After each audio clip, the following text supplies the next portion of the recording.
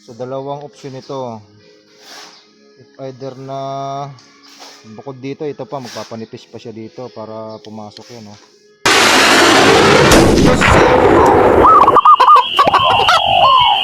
So yan, good morning mga kasero. So for today's video titingnan natin yung receiver at yung trigger ng ating kaibigan. Gawa ng parang may problema ang laki siguro ng adjust. So sinundan nila ako ng picture o video, pero pinapapunta ko siya dito para kahit paano makita natin at malaman natin kung paano i-adjust at kung ano yung gagawing pag-a-adjust. So hintayin natin papunta na siya dito. So yan mga kasero, nandito na siya mga kasero. Dala-dala niya ng kanyang sakit sa ulo. Gawa kasi nga ng dapat Manchester din kasi yung trigger nito. Kaya nga lang daw matagal. Wala daw stock tsaka tagal. So sana meron na kayong mga stock ng trigger para naman hindi na buburi, kasi ang dami rin kasing mga customer na talagang na sa tagal. So yun lang. So ito na, titingnan natin kung anong mga pwedeng problema o adjust nito. So ito mga kasiro yung problema dito. Gawa ng siyempre iba na rin yung style ng trigger ni Phoenix. So wala akong masabi sa trigger ni Phoenix, maganda. Ito naman medyo maikli lang kasi yung ano niya. So kasi talaga sila may sarili naman talagang trigger. Nasa nag-build na lang yon ng problema sa pag-adjust, katulad sa kanya magkaibang brand. Pero may napapanood akong mga magkaiba, pero hindi ka na to ka yung layo. Tingnan nyo, dapat ganito yung latag niyan.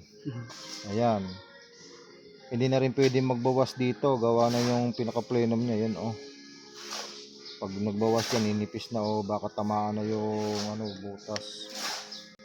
So dalawang option ito. If either na bukod dito, ito pa magpapanipis pa siya dito para pumasok yan, Ayan, para sumukat. Pero konti lang yan. Kung ito lang sana ang problema, madali-dali lang.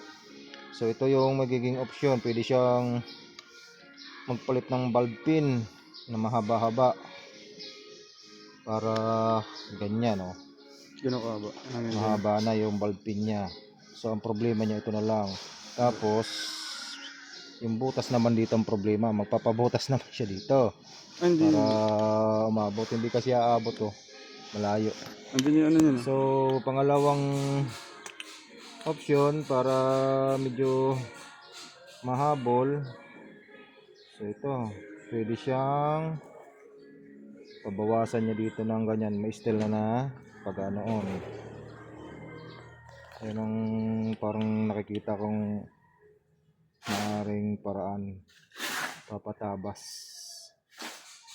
Lang din na yung Phoenix para lang magamit, papatabas siya dito. Saan?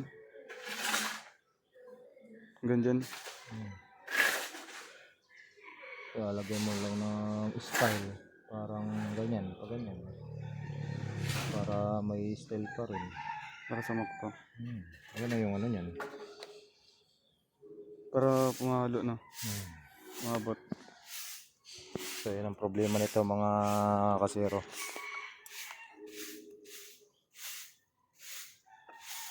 Ang hirap.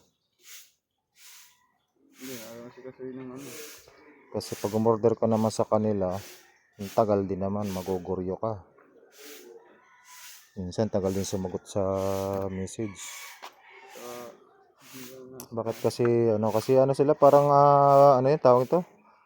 Ano tawag doon? Orderin mo tapos gagawin nila.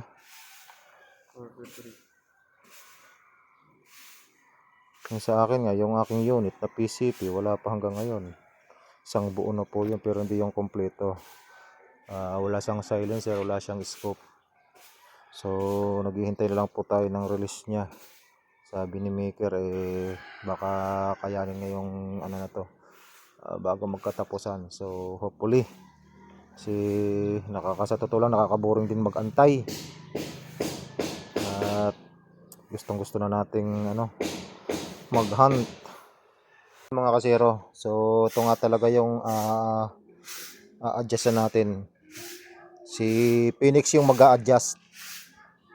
Tatabasan yan dito. Yan, tapos pag ganun. Parang may style pa rin siya. Ito lang yung tatanggalin, tatabasan papunta dyan. Tapos goods na siya. Ito pa pala, konting panipis nito. Kasi kung dito natin papanitisin yan, medyo mawawala yung kapal niya dyan. Dito siguro, para mas mabilis. Kunti lang naman. Kunting-kunti. So ito pa ganyan. So sa mga magbi-build ng PCP, so alam nyo na, may idea na kayo. Hindi ganun ka although yung mga dating gawa nagpipit naman, kaya lang ito talagang mag-a-adjust ka lang talaga, sakripisyo ka lang talaga. Kasi nga nagagawa yung ganito kasi pag matagal kagaya kaya di naman sa paninira. Real talk lang tayo. Sa totoo lang. Para naman may rin yung ating mga ka-erganer na Hindi umasa na. oo, masakit kasi yung umasa. Oo. Although di ka naman mabibigo, kaya lang matagal Katulad sa mga first timer na nagbi-build na talagang gigil na tapos mag-order ka. Tingin ka ng tingin kung kailan yung deliver, kung kailan yung tapos may message ka ganito, wala pa, ganyan. Siyempre, ganun.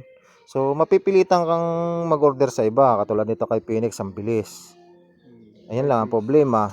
Ito lang ka lang talaga, ikaw ang mag-a-adjust. So walang problema si Phoenix, wala siyang kasalanan doon.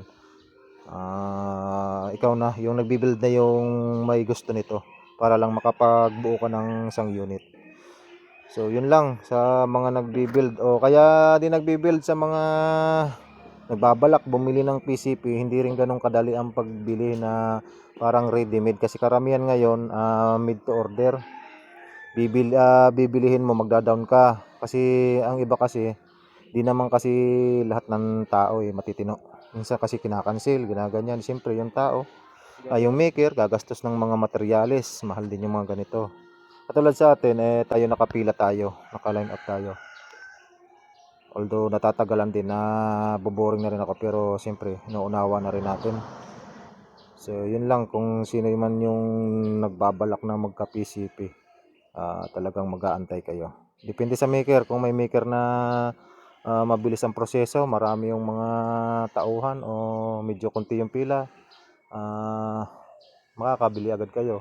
Pero kayo kasi mamimili kung anong brand o pangalan yung gusto nyo Ako meron kasi ako nakita, malinis kasi yung gawa, pero di ko na-mention kung ano yun. Makikita nyo na lang yan pag dumating na. Iba-vlog ko rin yun mga kasero. So yun lang mga kasero, salamat sa panonood. So abang-abang lang tayo, mabubuo rin to. Kaya mag-alala, Lapit na. mabubuo rin yan, barrel at na lang. Meron na siyang, nahulog yung mangga. Meron na siyang doon, regulator tsaka battle tank, second hand. Bibili niya din sa kaibigan niya. So barrel na lang. Ay silencer pa pala. Silencer. So yan, pero konti-konti lang. Yun lang mga kasero, salamat sa panonood. Yan ang ating magiging kasero na kasangga. Magiging partner natin sa pagpipis control.